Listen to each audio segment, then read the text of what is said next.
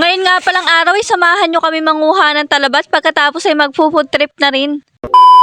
So yun mga kabismindoreña, sumakay na nga pala agad tayo ng bangka para pumunta sa pagkukunan natin ng talaba. Kasama nga pala natin ngayon ang aking pinsan na nagsasagwan. At dahil tabing dagat nga pala kami mga guys, ay nakakahanga mga bata dito sa amin. Dahil bata pa lamang ay napakagaling na nila mamangkat managwan. Tinuturuan na nga pala din agad sila lumangoy kaya naman wala na rin silang takot sa malalalim na dagat.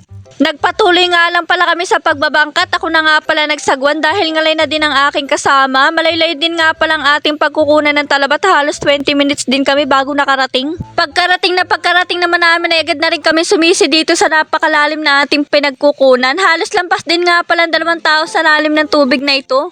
At kung mapapansin nyo nga guys ay sobrang hirap na hirap ako dito manguha ng talaba. Nabitawan ko na din nga palang aking gamit na goggles dahil sa hirap ng paglangoy. At bago nga pala ako makakuha dito ng isay, maraming beses na akong sumubok sumisi dahil medyo nakakatakot din yung ganito kalalim kasi hindi naman natin alam kung may ahas ba dito o wala. At mabuti na nga lang pala at sinamahan ako ng aking pinsan sa pangunguha nitong talaba at kahit papaano ay mabilis kami makakarami sa pagkuha nitong mga talaba. Sobrang ngalit, pagod talaga ng ganitong klaseng paghahanap ng seafoods. At hindi rin biro maghawak ng talaba dahil sa matatalas ang kanyang shell at sobrang tigas din kuhain sa ilalim ng tubig sa sobrang pagkakadikit sa semento kaya isa kahoy. Mabuti na nga lang din mga guys dahil itong ating mga nakuha ay nakalubog na lamang sa ilalim ng putik kaya naman pinupulot na lang natin ito sa ilalim ng tubig. Sobrang lalaki nga pala nito at sobrang sasarap nitong ipufood trip natin mamaya. 4 na piraso pa nga lang palang atin nakukuha mga guys ay hinihingal na agad ako sa kakalangoy. Sobrang alay na din nga pala sa balikat kaya naman halos humawak na din ako sa katig na bangka para makapagpahinga.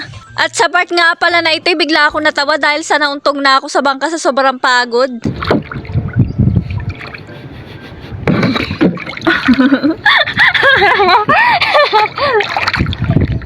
Bale, sinukat ko nga pala ulit itong ating pinagkukunan at sobrang lalim talaga. Sa palagay ko ay lampas 2 tao ang lalim. So yun guys, ito na nga pala yung lahat ng ating mga nakuha mga talaba. At medyo nakakapagod nga pala dahil sobrang lalim ng pinagkuhanan namin ng talaba kanina. Kaya ito, mga malalaki yung talaba na nakuha namin kanina. Halos mga kasing laki nga pala siya dito ng kamay. Meron kami nakuha dito na parang kasing laki ng haba ng paa. Diba? Haba. Inisa-isa na nga pala natin itong linisan at ginamitan na din natin ito ng brush para mapadali na din ang ating paglilinis. Baling iba nga pala iihawin natin at yung iba naman ay ating kikilawin.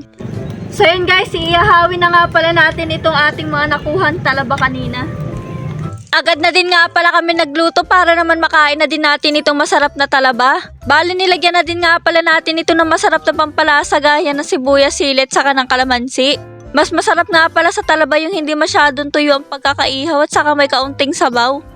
Nung pwede na nga pala siya kainin ay tinawag ko na ang aking pinsan at sabi ko nga'y kakainin na namin ang aming kinuhang talaba kanina. Sobrang sarap nga pala niya guys at solve na solve ang ating paghihirap sa pagkuha. Di bale, pwede rin nga po pala natin ito kainin ng hilaw o tinatawag nating kinilaw na talaba. Sobrang laki nga pala ng laman ng isang ito na aking binuksan at nilagyan nga pala natin ito ng kalamansi. Ito nga pala ang unang beses na makakatikim ako ng hilaw na talaba at sa tingin ko nga hindi ko ito mauubos dahil sa sobrang laki kaya naman ito munang aking kasama ang una kong papatikimin. At ayun na nga mga kabismindoreña, sobrang taba ng talaba. Napakasarap naman talaga ng food trip natin ngayong araw mga guys at papatikim na nga pala natin ito sa aking kasama.